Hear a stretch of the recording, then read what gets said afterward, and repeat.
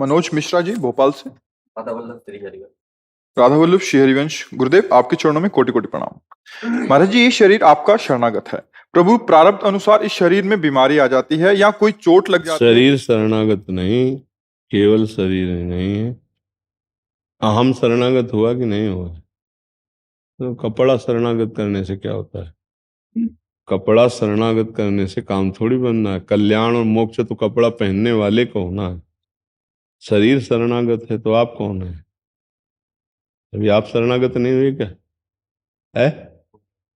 हाँ, अहम शरणागत नहीं है, आप शरणागत नहीं है, तो शरणागति अधूरी मानी जाएगी। केवल शरीर शरणागति नहीं, तन वांग मनोभिर अमलय सोहम तवैवाश्रितः।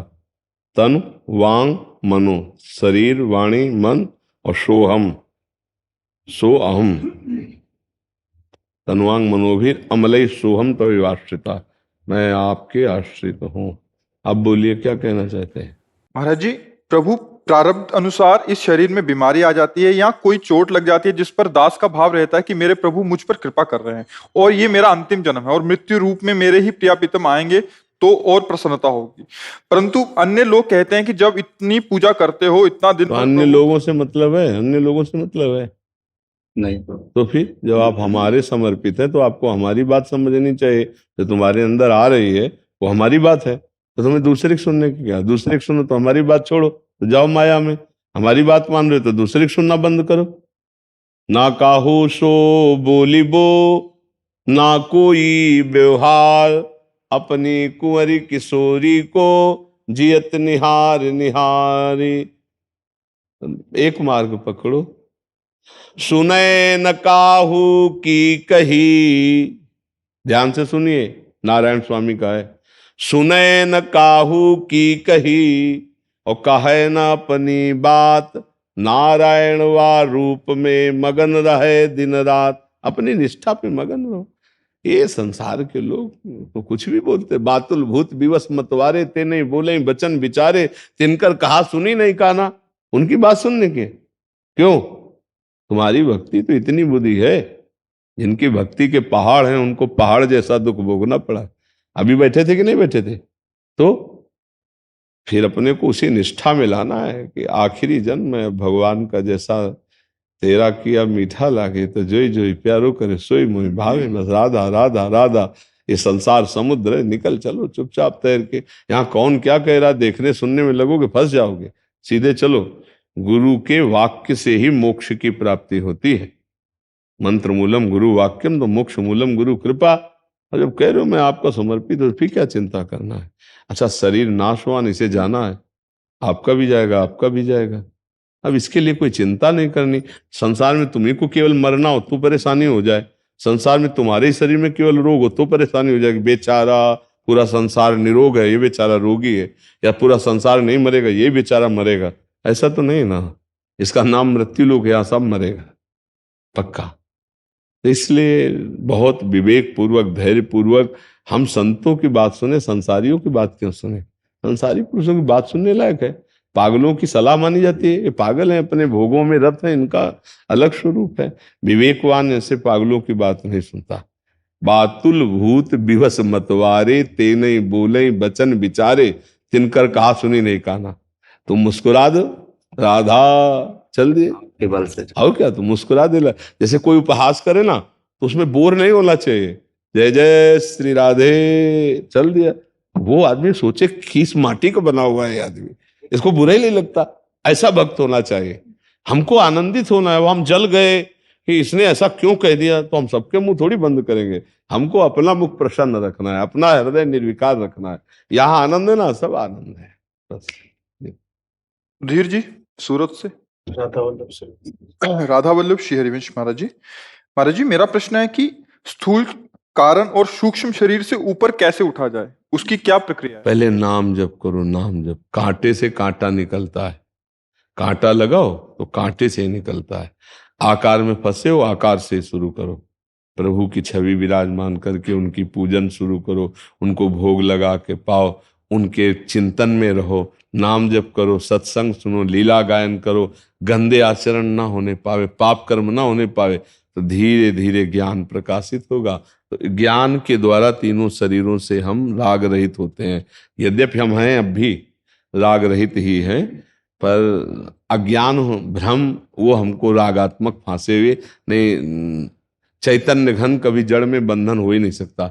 जड़ चेतन ग्रंथि पड़ गई यद्यपि मृषा, पर छूटति कठिनाई। छूटना बड़ा कठिन इसीलिए हो रहा है, भजन नहीं है। भजन और सद आचरण, चरित्र पावन और भजन खूब, तो अभी सब समझ में आने लगेगा। अब यहाँ थोड़ा बारा भजन भी होता है, गंदी बातें देखते, गंदी बातें सुनते, गंदी बातें गंदी क्रियाएं करते। तो इसलिए हाथी स्नान जैसे नहा के निकला, धूल भरा, ऊपर सब डाल लिया, तो उससे कोई लाभ नहीं मिल पाता है। अगर चरित्र पावन रखे, देखो चरित्रहीन होकर के साधन ऐसे होता है जैसे चलनी में गैया है तो दूध उसको एक बूंद पीने को नहीं मिलेगा। चलनी में गैया है और दोष दयु को दे, हरिगुरु कहो न मानहि, तो अपनो ही फल ले। अब कह रहे हमें बहुत समय हो गया साधन करने, कोई लाभ तो मिला नहीं। इसलिए लाभ नहीं मिला कि जैसे चलनी में गैया है उसे दूध पीने को मिलेगा क्या? तो ऐसे चलनी हो, काम क्रोध लोभ मोह मद मत्सर जब जहां जैसे खेल खेल रहे हो मनमानी, और कह भजनानंदी भी बनते हो कि हमें भगवान भी मिल जाए, तो फिर अब संभलना पड़ेगा भाई। उन छेदों को बंद करो तब तो दूध टिके। पात्र छेद रहित हो तब उसमें दूध टिके। तो इसीलिए संतों का संग किया जाता है कि हम अपने दोषों को देखें। संत संग एक दर्पण है जिसमें हम अंतःकरण के दोषों को देख सकते हैं। जहां हम सत्संग सुनते तो हमें पता चलने लगता है हम कितने गहरे पानी में हैं या हमारा कितना दोष है, वो सब निकालना है। हम निर्दोष होकर, क्योंकि ब्रह्म निर्दोष है, भगवान निर्मल है, तो हम निर्मल मन करके ही भगवान को प्राप्त कर सकते हैं।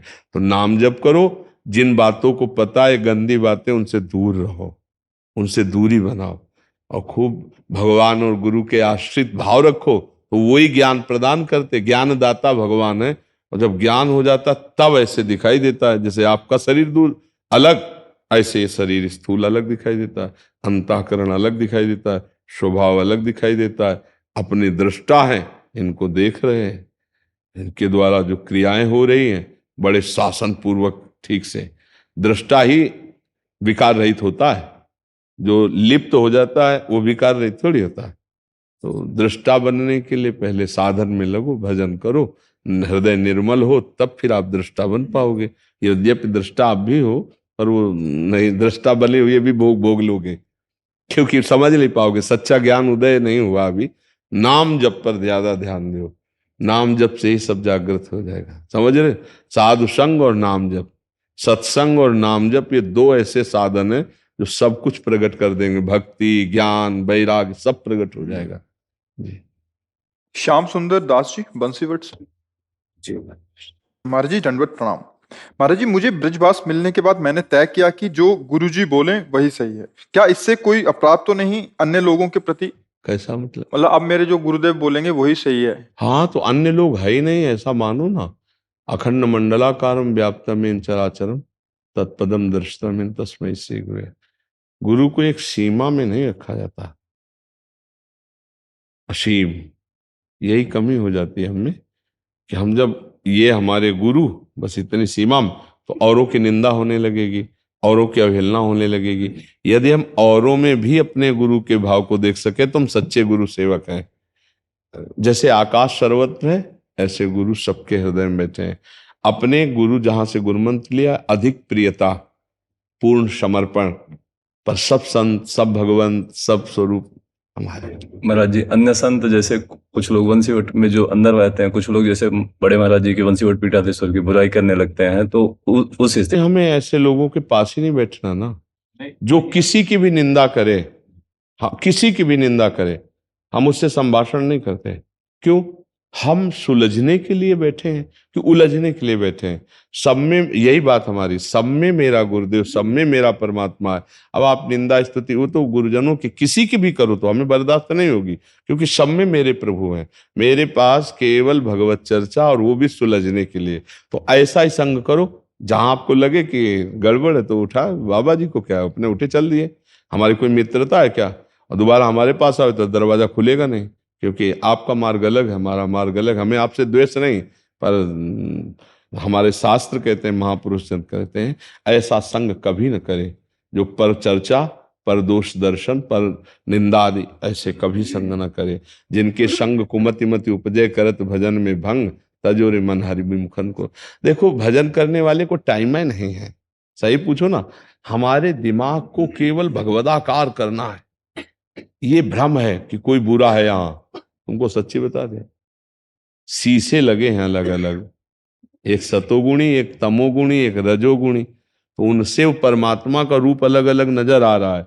एक दुष्ट रूप नजर आ रहा है, एक साधु रूप नजर आ रहा है, एक भोगी रूप, एक योगी रूप। लेकिन नहीं, विद्या विनय संपन्ने ब्राह्मणे गविहस्तिनी सुनिचय सुपाके च पंडिता समदर्शिना।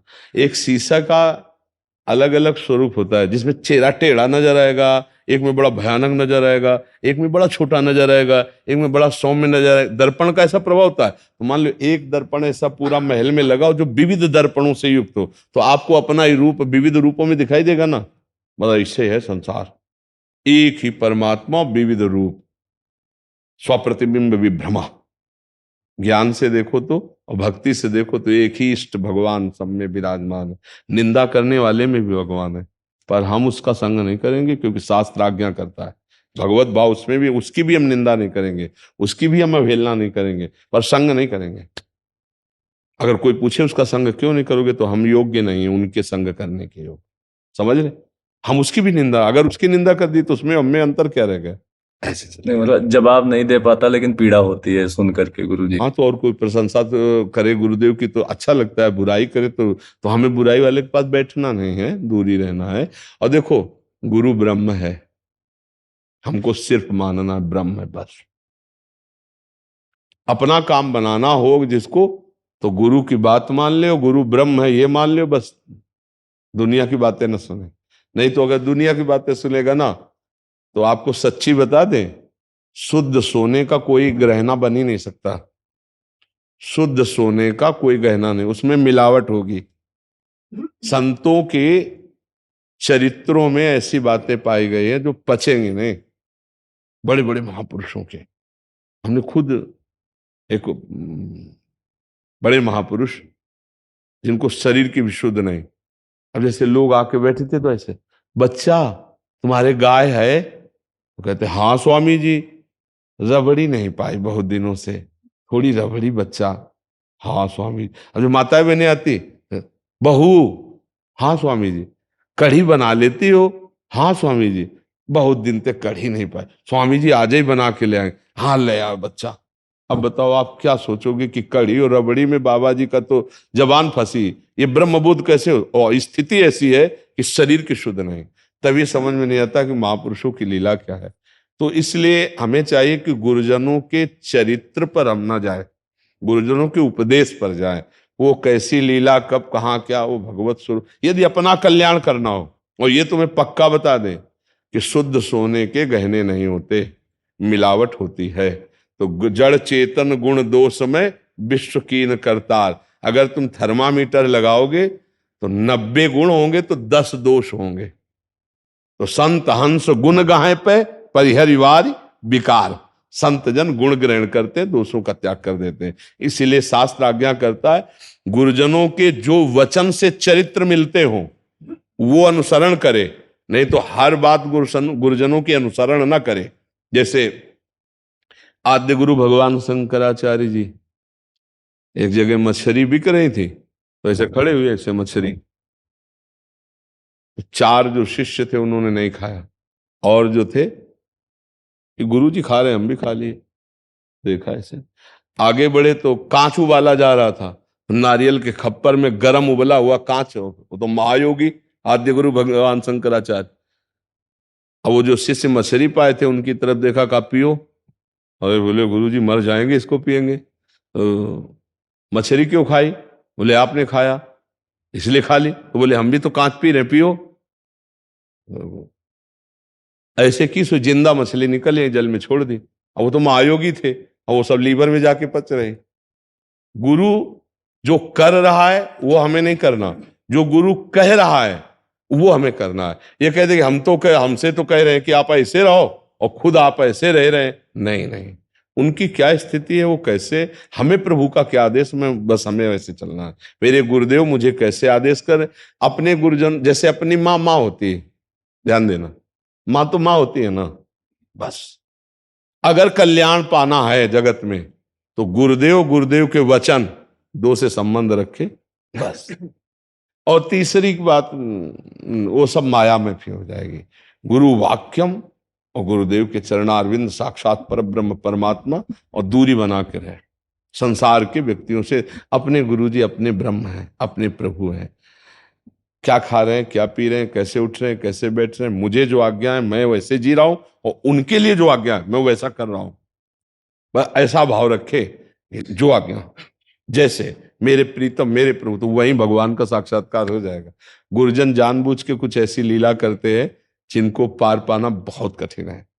संतों के बस यही मात संगोस्त दुर्लभ हो, पर लिखा है अगम्यो, अगम्यो मतलब निर्वाह करना बहुत कठिन। निर्वाह कर ले जाओ तो अमोघश्च निश्चित भगवत प्राप्ति हो जाएगी। तो किसी और की मत सुनो, अपने भाव, अपने गुरुजनों के भाव में रहो। गुरु बहुत करुणामयी माँ है, सच्ची मानिए।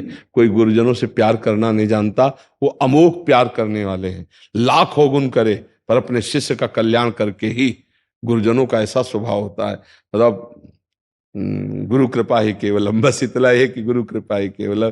जब गुरु जी की बात आती है तो बस हृदय भर आता है कि जो बड़ी बड़ी साधनाओं से नहीं हुआ, उनकी मुस्कुराहट से हो गया। मुस्कुरा कह दिया जाओ सब ठीक हो जाएगा, सब ठीक हो गया, उन्हीं की कृपा से। ये ओम मिश्रा जी कानपुर से। राधे राधे बाबा। महर्षि आपके चरणों में साष्टांग दंडवत प्रणाम। महाराज जी, हम आपके बल से स्वयं को आपका शरणागत मानते हैं। जीवन की हर स्थिति में प्रथम आपका स्मरण हो ऐसा प्रयास करते हैं। महाराज जी, हम शरणागत हो गए हैं, इसकी पुष्टता कैसे होगी?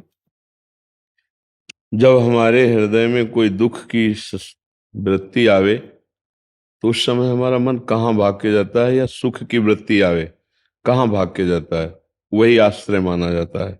दुखद और सुखद परिस्थिति में मन की पहली वृत्ति कहाँ गई, ये देखना आ जाता है।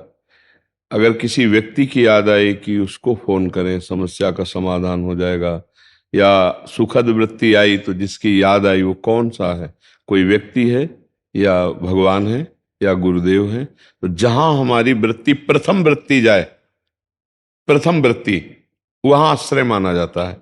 सुख या दुख के संयोग के समय जिसकी हमको पहली वृत्ति बार बार जाए तो समझ लेना चाहिए कि ये अभी हमारा आश्रय बना हुआ है। व्यक्ति है या धन है या कोई पद है या कोई पदाधिकारी है या श्री भगवान है या गुरुदेव है। अगर हमारी पूर्णता हर वृत्ति भगवान में जाती है तो सब, जैसे भारी दुख की परिस्थिति, लगता मेरे प्रभु ने विधान किया है। अगर बचने की भावना है तो प्रभु ही बचाएंगे। मुझे किसी व्यक्ति का भरोसा, व्यक्ति का आश्रय, जैसे गोस्वामी तुलसीदास जी कह रहे हैं, बने तो रघुबर ते बने, बिगड़े तो भरपूर, तुलसी और अन ते बने, ता बनबे पे धूर। ये शरणागति हमारे बने तो प्रभु से बने। सुख है तो जय जय श्री राधे, और दुख है तो जय जय श्री राधे। हम किसी से नहीं, अपने आराध्य देव तो माना जाएगा कि आप शरणागत हैं। जिसका चलते फिरते उठते बैठते हर समय भगवान का भरोसा, उन्हीं का चिंतन, वो भगवान का शरणागत माना जाता है। समझ पा रहे हो आप जी? ध्रुव आहूजा जी कनाडा से। राधे राधे। राधे राधे गुरुजी। गुरुजी, मैं कनाडा का रहने वाला हूँ। श्री जी की कृपा से 5.5 साल बाद इंडिया वापस आना हुआ है, और आपकी कृपा से आज आपके दर्शन का सौभाग्य प्राप्त हुआ है। गुरुजी, मैं सोशल मीडिया पर आपकी वीडियो देखता हूँ। लाखों इंटरनेशनल स्टूडेंट्स जो पढ़ने गए हैं या मेरे जैसे जो वहीं सेटल होने गए हैं, वो सब आपको सुनते हैं। मेरा क्वेश्चन यह है कि जैसे यहाँ पर लोग अपने भगवान के दर्शन करने फट से भागे चले आते हैं, जब भी उनके मन में मतलब कोई विपत्ति आती है या लगता है कि विश्वास की कमी हो रही है या भाव में, तो उनका विश्वास बढ़ जाता है। पर हम हजारों किलोमीटर दूर, मैं 13,000 किलोमीटर दूर रह रहा हूँ, सभी धाम इंडिया में आना डेली लाइफ में बहुत मुश्किल हो जाता है। आप क्या समझते हैं कि मंदिर में ही केवल भगवान है? भगवान क्या आपके हृदय में नहीं है? आपको कहीं जाने की जरूरत नहीं है, आपको पुकारने की जरूरत है। जब समस्त देवता, पृथ्वी, भगवान शंकर, ब्रह्मा आदि एकत्रित हुए तो रावण के अत्याचार से पीड़ित होकर तो उनका कहाँ जाया जाए, क्योंकि भगवान ही इस दुख का निवारण कर सकते हैं। कोई कहता है क्षीर समुद्र चलें, कोई कहता है बैकुंठ चलें, अमुक अमुक जगह। तो भगवान शंकर परम ज्ञानियों में श्रेष्ठ हैं। तो उनका ते ही समाज गिर जा में रहे हूँ, अवसर पाई बचन एक कहे हूँ। हरि व्यापक सर्वत्र समाना, प्रेम ते प्रगट हूँ ही मैं जाना। भगवान शंकर कहते हैं कि उसी समय मुझे अवसर मिला और मैंने कहा कहीं जाने की जरूरत नहीं, हरि सर्वत्र रूप से समान भाव से विराजमान है। अगर मैं आर्त भाव प्रेम से पुकारूं तो यही हरि प्रकट हो जाएंगे। और ऐसा ही हुआ। तो हमें लगता है कि जिनको ये है कि हम जाकर दर्शन कर लेते हैं तो हम उनको सौभाग्यशाली समझते हैं, लेकिन अगर हम नहीं जा पाते तो हम दुर्भाग्यशाली नहीं हैं। हमारे प्रभु जब सर्वत्र हैं तो यहां भी हैं जहां हम हैं, सबके हैं तो मेरे भी हैं, सब समय है तो इस समय भी है। इसलिए मुझे ये तो नहीं सोचना कि मैं किसी मंदिर नहीं जा पाता, हमारी ऐसी ड्यूटी है, हमें ऐसी जगह तैनात किया गया, या हम ऐसी जगह व्यापार कर रहे हैं, ऐसी जगह हम डॉक्टरी कर रहे हैं, पढ़ाई कर रहे हैं। जो भी, आपके हृदय मंदिर में भगवान है। और बाहर के मंदिर से हृदय के मंदिर का परिचय मिल जाना बहुत उत्तम होता है। अगर बाहर के मंदिर में गए, हृदय के मंदिर से परिचय नहीं है, तो आप देख लो ऐसे ऐसे कुछ नहीं, क्या फर्क पड़ता है। वैसे कि वैसे ही हमारे अंदर काम क्रोध रहते हैं, वैसे कि वैसे हम गंदे बने रहते हैं। क्या हुआ? हृदय के मंदिर के भगवान का परिचय नहीं, तो बाहर के मंदिर से हमारा कोई विशेष लाभ नहीं मिल पाया। आप देख लो ना, सब लोग तो जाते हैं दर्शन करने, दर्शन करने के बाद किसी के आंसू निकलते हैं, कोई रोमांचित होकर आनंद में डूबता है, नहीं बगल में आके चाट पकौड़ी खाता। बिहारी जी जाकर के भी निर्दोष दृष्टि नहीं रहेगी। आपको सेवा में, सेवादार में, लोहा के लोगों में यही सब देखना हो।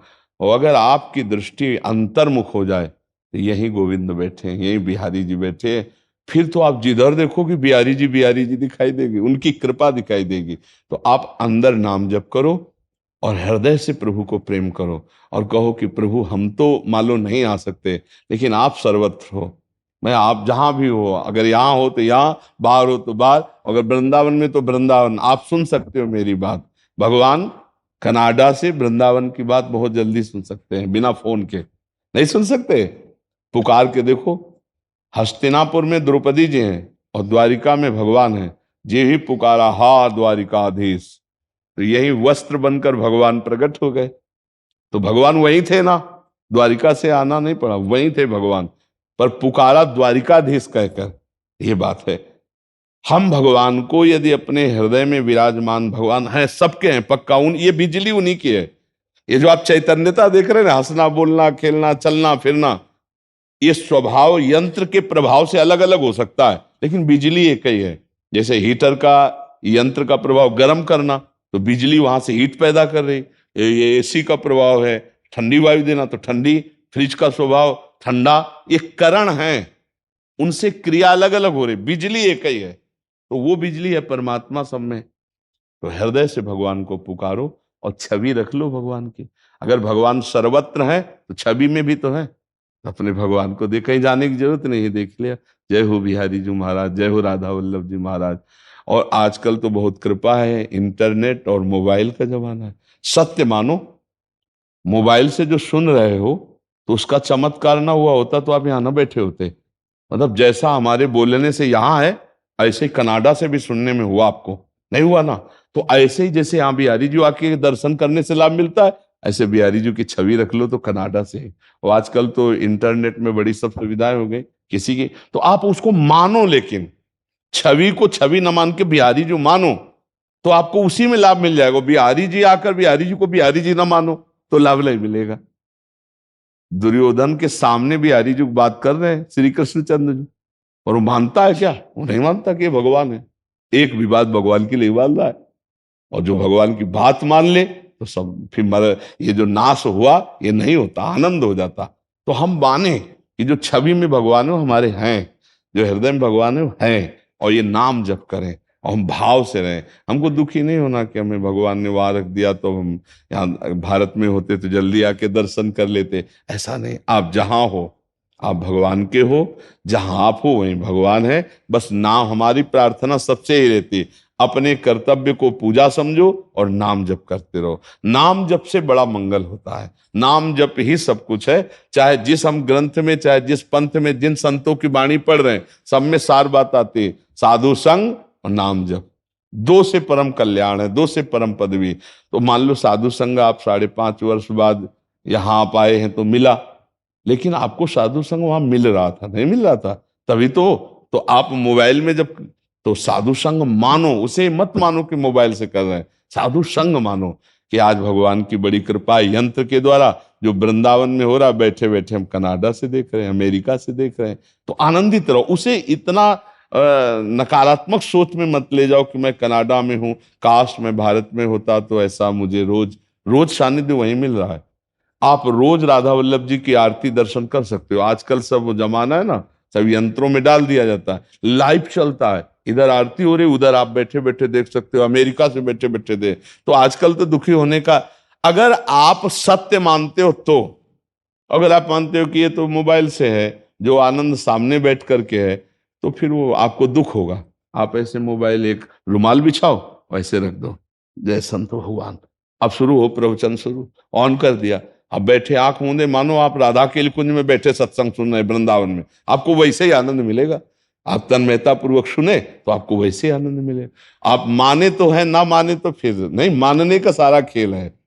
तो हम भगवान के हैं, भगवान जहां हम हैं वहीं हैं हमारे, हमको चिंता करने की जरूरत नहीं। दो काम करो, रोज सत्संग सुनो, नाम जप करो। तो सत्संग सुनोगे तो गंदे आचरण छूट जाएंगे, नाम जप करोगे तो हृदय में आनंद और बल प्रकट होगा, अध्यात्म बल, उससे आप विजयी हो जाओगे।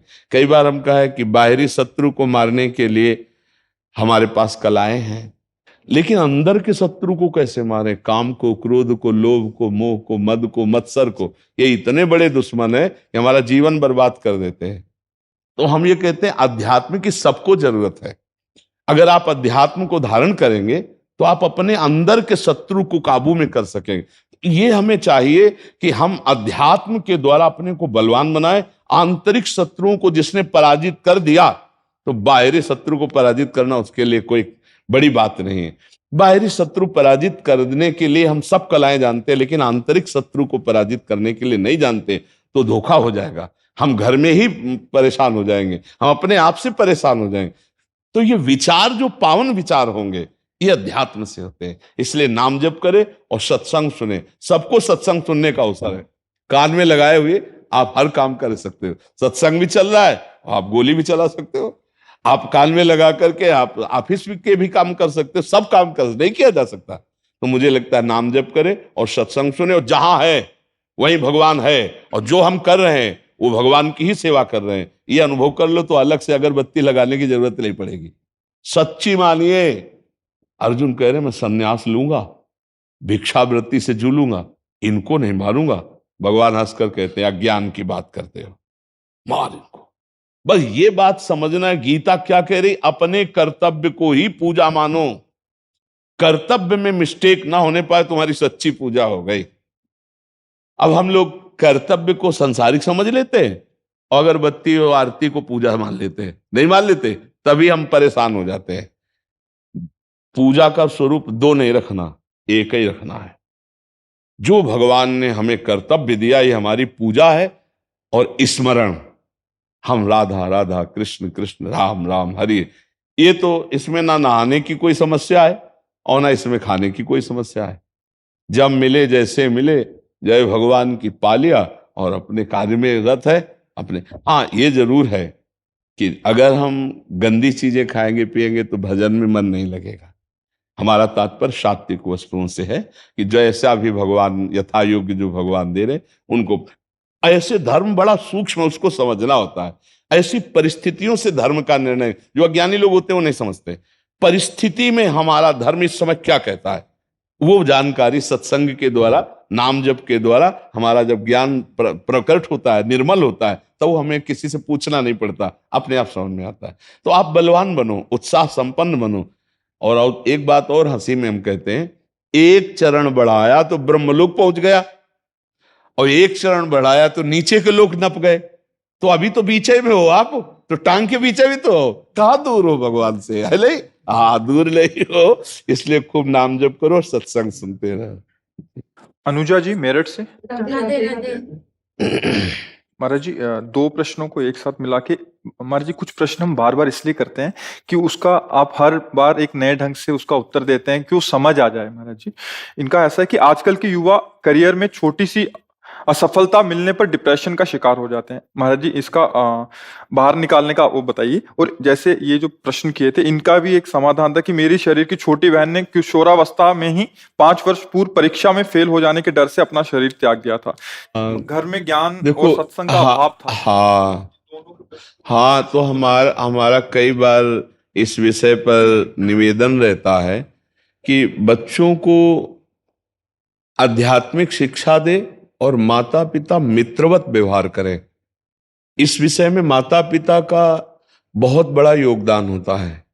अगर हम अपने बच्चे से मित्रवत व्यवहार करें और उसको एक साहस बनाएं कि देखो तुम अच्छे से पढ़ो, अगर फेल हो जाते हो तो तुम दुखी मत होना, पढ़ाई में कमी तुम्हें नहीं रखना, कमा कर पैसे हम तुम्हें देंगे, ट्यूशन हम पढ़ाएंगे, हर व्यवस्था। अगर फेल हो गए तो हम डांटेंगे नहीं, लेकिन तुम्हारी पढ़ाई में कमजोरी नहीं होनी। अगर फेल हो जाते तो गले से लगाना चाहिए, कोई बात नहीं। लेकिन समस्या ये होती है कि आजकल फीस इतनी पड़ती है कि माता पिता की कमाई अधिकतर बच्चों की पढ़ाई में जब जाती है, उनकी पोशाक, उनकी और जब फेल हो जाते हैं तो उनको एक बहुत बड़ी अंदर से जलन सी होती है, और उसमें बोलते हैं कि कितना पैसा खर्चा किया तुम्हारे लिए, लेकिन तू फेल हो गया ना। अच्छा, उनके मित्रगण जो पास हो गए हैं वो उनका तो कई तरह से छोटा सा भी विवेक है, छोटी सी बुद्धि है, वो निर्णय नहीं कर पाती।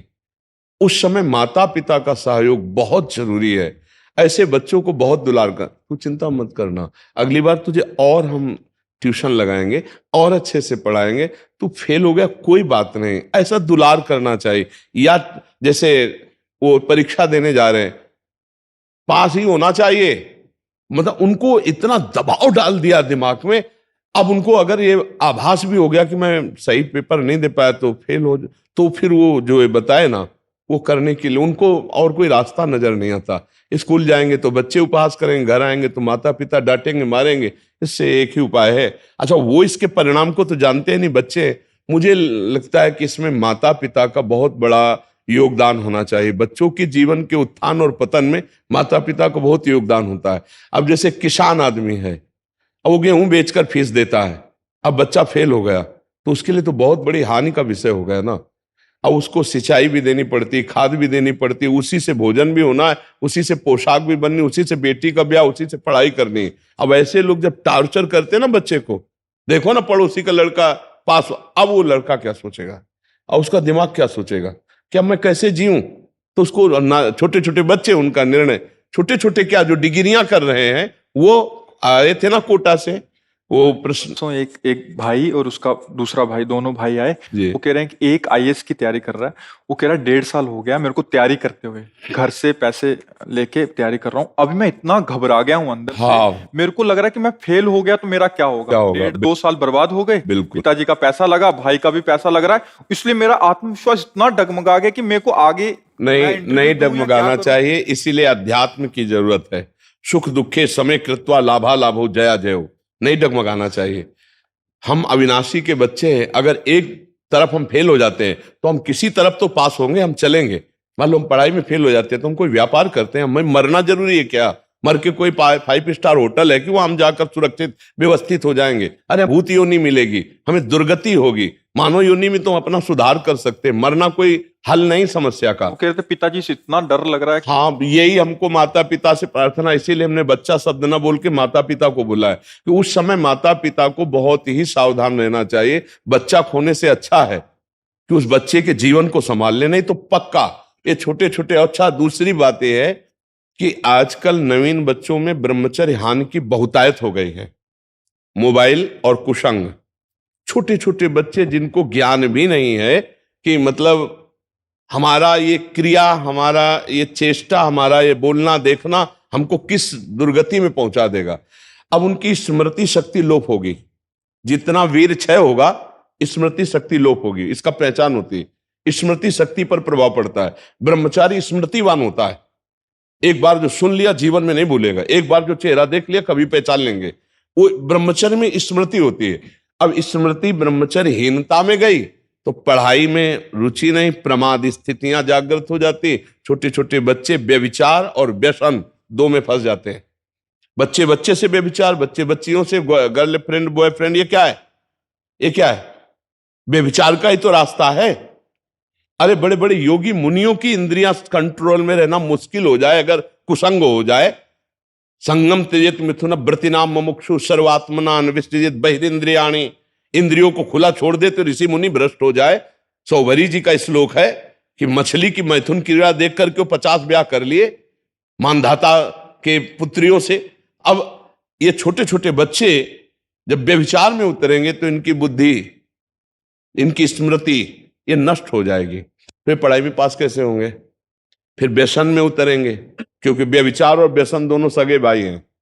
व्यभिचार करने वाले को व्यसन जरूरी है, व्यसन करने वाले को व्यभिचार जरूरी।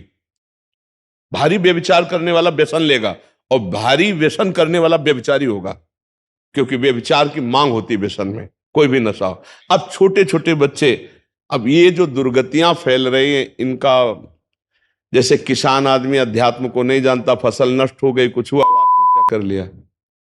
ये मतलब हल है क्या समस्या का?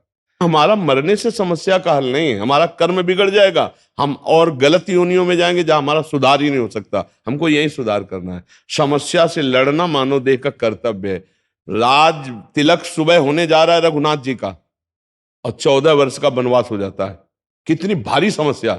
जिनको चक्रवर्ती सम्राट पद का राजपद मिलने जा रहा है, सुबह भगवान की बात कर रहे हैं, उन्हीं को 14 वर्ष का वनवास, वो भी तापस वेश विशेष उदासी, 14 वर्ष राम वनवासी। लेकिन मुस्कुराहट में फर्क नहीं पड़ी प्रभु के। जो राज तिलक के लिए वही वनवास के लिए कोई परिवर्तन नहीं। हमको शिक्षा देते हैं भगवान अवतरित होकर कि भारी विपत्ति में भी हमको मुस्कुरा कर लड़ना सीखना है। ये बहुत कमजोर बातें, पर वो बच्चे वो समझ नहीं पाएंगे। बच्चों की जो आज दुर्दशा हो रही है उसके दो कारण हैं। पहला कारण है ब्रह्मचर्यहीनता, आहार विहार व्यसन ये सब उसी में आ गया। और दूसरा कारण भारी कुसंग, मोबाइल से कुसंग और समाज का कुसंग। उनके मित्र ऐसे हैं कुसंगी जिससे वो बहुत ही हानि होती चली जा रही। और घर के माता पिता अपने में इतने व्यस्त हैं कि बच्चों के साथ व्यवहार करते हैं तो कटु व्यवहार करते हैं। वो नहीं समझ रहे इन छोटे बच्चों पर कड़ुआ आपका बर्ताव क्या प्रभाव डालेगा। ये बड़े होंगे तो नास्तिक हो जाएंगे, आपको थप्पड़ी आएंगे पक्का। अगर प्यार से चलोगे ना, धर्म से चलोगे, इनको धर्म सिखाओगे तो ये झुक के पैर छुएंगे। बस माता पिता बालकें बुलावे उधर भरे सोई जतन। जैसे कुम्हार जरा सा चूक जाए तो उस पात्र का आकार टेढ़ा हो जाएगा। बहुत सावधानी से ऊपर से पिटाई करते हुए अंदर हाथ रखे हुए उसको आकार देता है घड़े को। ऐसे ही माता पिता कुम्हार हैं बच्चे के जीवन के लिए। उनको चाहिए 10 मिनट कम से कम 24 घंटे में दोस्तवत बैठे, हंसे, बात करें। हाँ, आपके मोबाइल में क्या क्या देखते हैं आप? आपके दोस्त ने आपको कोई ऐसी गंदी बात तो नहीं सिखाई? आप कोई गंदी बात तो नहीं? देखो, अगर कोई गंदी बात करते हो ना, हमसे बता दो, कभी डरना मत, हम तुम्हारा सहयोग करेंगे, हम तुम्हें उस बात से निकालेंगे। छोटे छोटे बच्चों को ब्लैकमेल कर रहे हैं, छोटे छोटे बच्चों को गलत रास्ते में डालने के लिए ब्लैकमेल कर रहे हैं। ऐसे हमारे पास कितनी शिकायतें आई, चाहे बच्चा हो चाहे बच्ची हो। अब वो अपने मम्मी पापा से डर रहे हैं और दोस्त उनके साथ अनाचार दुराचार कर रहे हैं। वो कह किसी से सकते नहीं, अंततोगत्वा वो ऐसे रिजल्ट में आप आ जाते हैं जहां जिसको हम शरीर त्याग कहते हैं। इसलिए हमें लगता है सबसे पहला माता पिता का रोल है, वही गुरु हैं बच्चे के। उनको बचाओ, आज के कुसंग से बचाओ। अपने बच्चे और बच्चियों को शिक्षा दो। किसी को बॉयफ्रेंड गर्लफ्रेंड बनाने की जरूरत नहीं। आगे चलकर जब तुम जिस लड़के को पसंद करोगी, मैं कुछ नहीं देखूंगा, आपकी बात मानकर ब्याह करूंगा। पर अभी पढ़ाई में, अभी कोई बच्चा कोई भी बच्ची धर्म भ्रष्ट आचरण मत करना। आजकल नहीं देखना चाहिए, बात ये देखना चाहिए कि बच्चों की मित्रता पक्की और वो राजी है तो अवस्था के अनुसार फिर वो ज्यादा इधर उधर ना देखे आजकल, नहीं तो फिर तुम्हारी एक भी नहीं चलेगी और वो धर्म भ्रष्ट होकर के विविध प्रकार के आचरणों में फंस जाएंगे। तो अपने बच्चों को इतना कम से कम प्यार देकर अधिकार दे देना चाहिए कि अपने हृदय की बात अपने माता पिता से कह दे। माता पिता इतना डरा धमका करके बच्चों को रखते हैं कि वो अपनी बात कह नहीं पाते और वो हार जाते हैं, अपने जीवन से हार जाते हैं। इसलिए हमें लगता है पहली बात तो खूब पढ़ने की प्रेरणा दे, स्वयं बैठ के पढ़ाना। ट्यूशन तो पढ़े, स्वयं 10-5 मिनट आपको भी देखना चाहिए आप क्या पढ़ते हैं, आप क्या है, आपकी जीवनचर्या क्या है, आपकी दिनचर्या। फुर्सत ही नहीं, फुर्सत ही नहीं माता पिता को, तो फिर ऐसे बालकों के साथ घटना होती है। अगर हमें बैठकर पढ़ाया जाए, हमें बैठकर समझाया जाए, हमें बैठकर अध्यात्म की बातें सिखाई जाए, जीने की कला सिखाई जाए, तो हमें लगता है बहुत कुछ हो सकता है।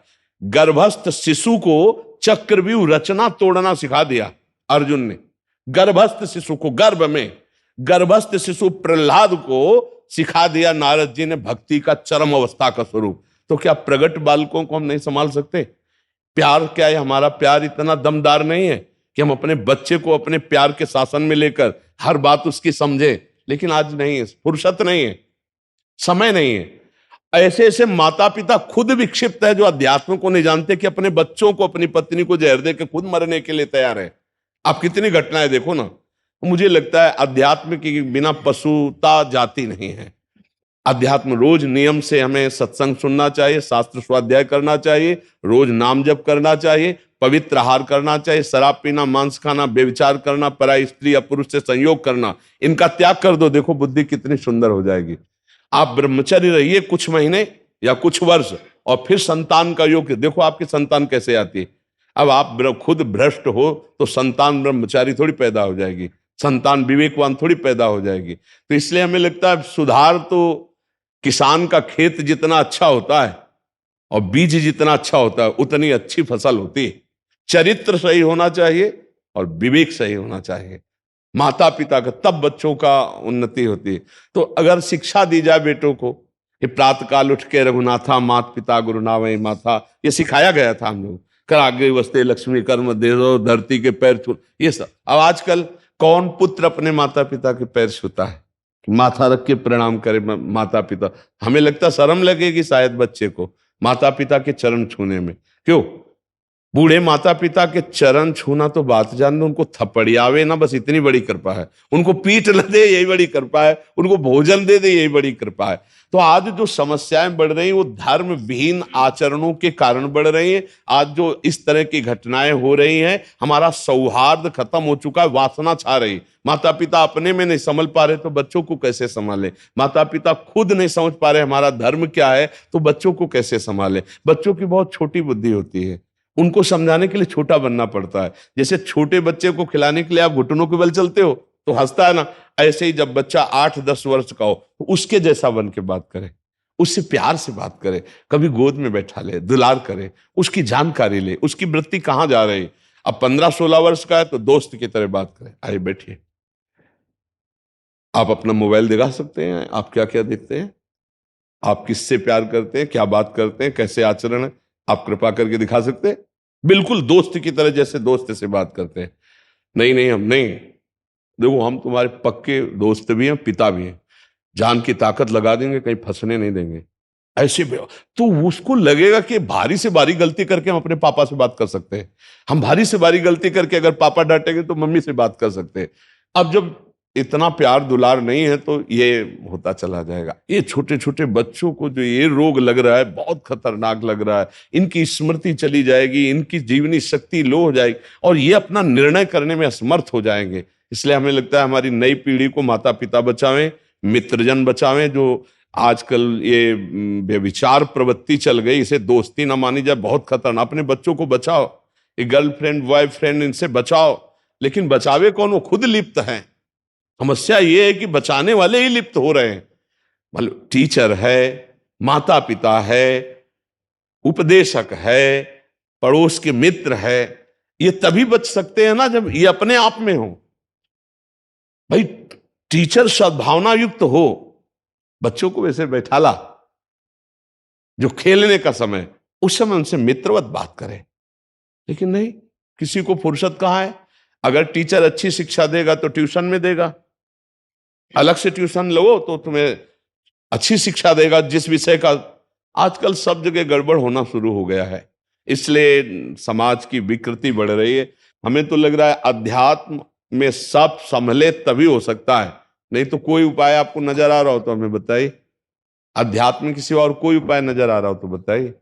बिना अध्यात्म में आप अपने को जब तक नहीं संभालेंगे तो अपने बच्चों को कैसे संभाल लेंगे।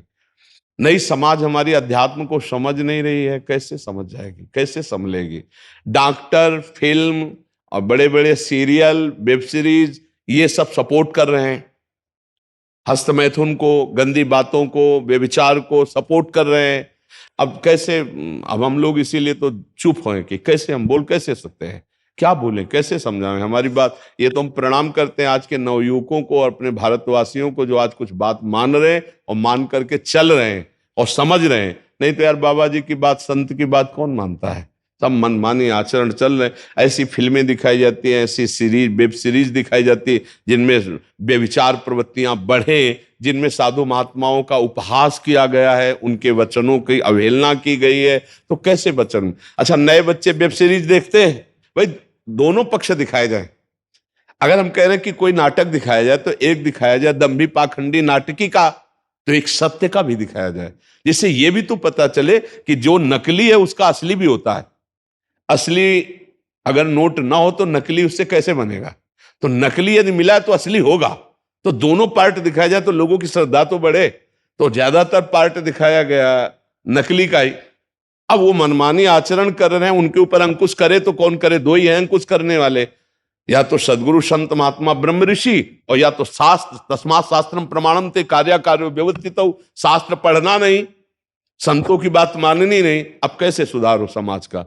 ये तो पता नहीं कौन सी कृपा की लहर चली है कि आज हमारे भारतवासी, क्या देश विदेश सब बात सुन रहे हैं, मान रहे हैं। तो हम उनको हृदय से प्रणाम करते हैं कि हमारी बात मान रहे, तुम्हारा मंगल होगा, इसमें तुम्हारा मंगल होगा, तुम्हारा कल्याण होगा।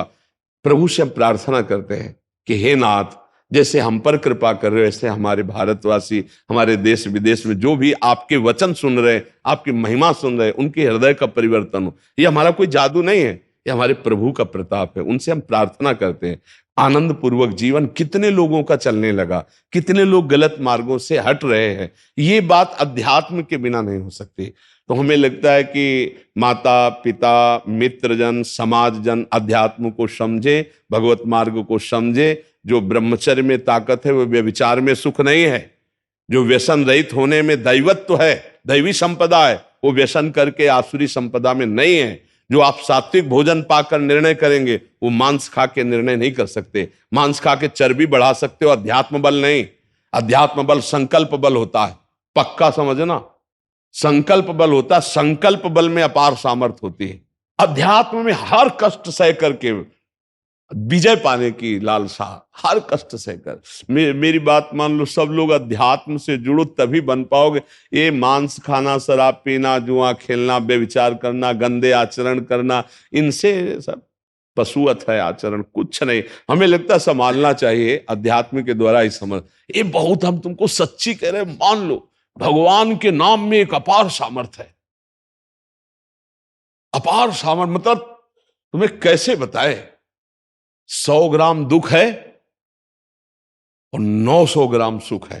क्या करेगा दुख, अब बताओ। 100 ग्राम है ये दुख, 100 ग्राम, और ऊपर से लदा है 900 ग्राम सुख। क्या करेगा दुख। और अभी 1% सुख नहीं है और ऊपर से 1 किलो दुख लदा है। यह है संसारी पुरुष का लक्षण। और उसको कोई भरोसा ही नहीं भगवान का, और चिंता शोक में निमग्न रहता, चाहे अरबों रुपया कमा लो, वासनाएं तुम्हें जलाएंगी, पाप तुम्हें कष्ट देगा। चिंता शोक से तुम मुक्त नहीं हो सकते। इसलिए नाम जप करो, व्यसन रहित रहो, अपने बच्चों को आत्मवत प्यार करो, मित्रवत प्यार करो, उनको दुलार करके थोड़ा समय सबको चाहिए, चाहे ड्यूटी वाले हो, चाहे किसान हो, चाहे व्यापारी हो, अपने बच्चों को दो।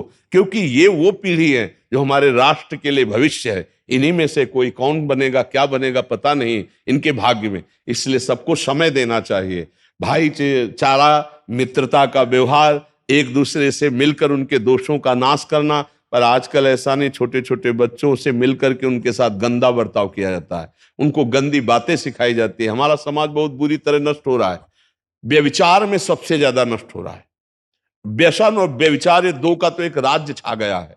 आजकल छोटे छोटे पार्टियों में वही पार्टी मानी जाती है जिसमें मदिरा का परोसा ना जाए तो पार्टी नहीं, जिसमें गंदे भोजन न दिए जाए तो वीआईपी नहीं। आज की समाज का देखो ना, करोड़ों रुपया खर्चा करके सब कैसे, हमें तो लगता है कि वो पद्धति कब आएगी जब सबके पैर धो करके और पाटे पे या उस पे बिछा करके, नहीं टाट की पट्टी और सुंदर पत्तल पे, और खूब बढ़िया से परोसा जाता था मिट्टी के पात्रों में खीर और ये सब, वो पवित्र। और ये गिद्ध भोजन, हम जो भाई हम तो अब कैसे बुद्धि शुद्ध रहेगी भाई। श्री श्री राधा श्री राधा।